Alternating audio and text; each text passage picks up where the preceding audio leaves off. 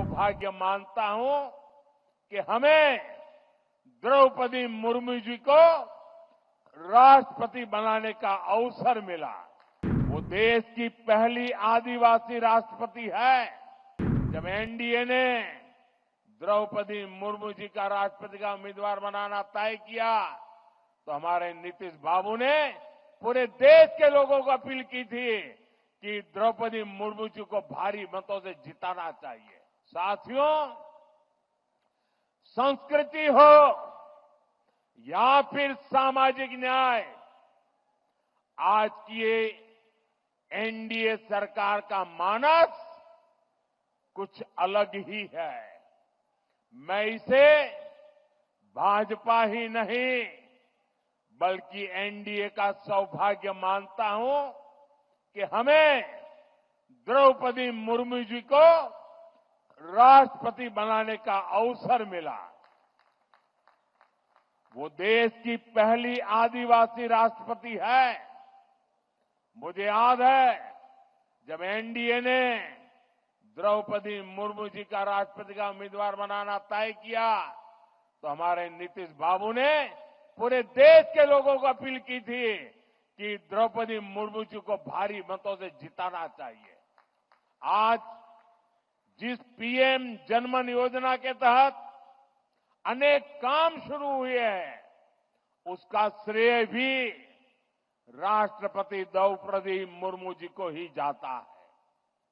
जब वो झारखंड की राज्यपाल थी और फिर जब वो राष्ट्रपति बनी तो अक्सर मुझसे आदिवासियों में भी अति पिछड़ी आदिवासी जनजातियों का जिक्र किया करती थी। इन अति पिछड़ी आदिवासी जनजातियों की पहले की सरकारों ने कोई परवाह ही नहीं की थी। इनके जीवन से मुश्किलें कम करने के लिए ही 24,000 करोड़ रुपए की पीएम जनमन योजना शुरू की गई। पीएम जनमन योजना से देश की सबसे पिछड़ी जनजातियों की बस्तियों का विकास सुनिश्चित हो रहा है। आज इस योजना को 1 साल पूरा हो रहा है।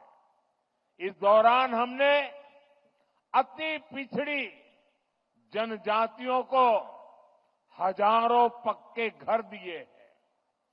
पिछड़ी जनजातियों की बस्तियों को जोड़ने के लिए सैकड़ों किलोमीटर की सड़कों पर काम शुरू हो चुका है।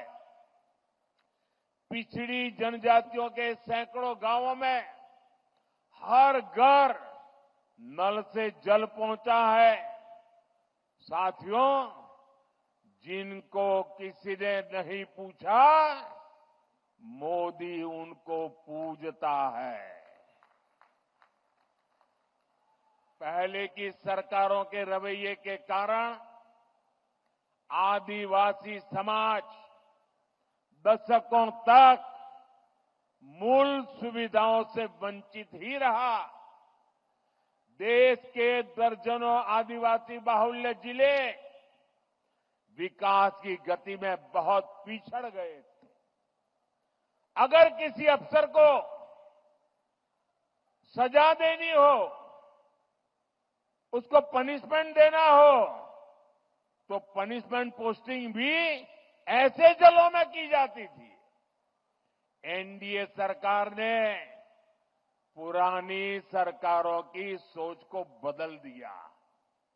हमने इन जिलों को आकांक्षी जिले घोषित किया।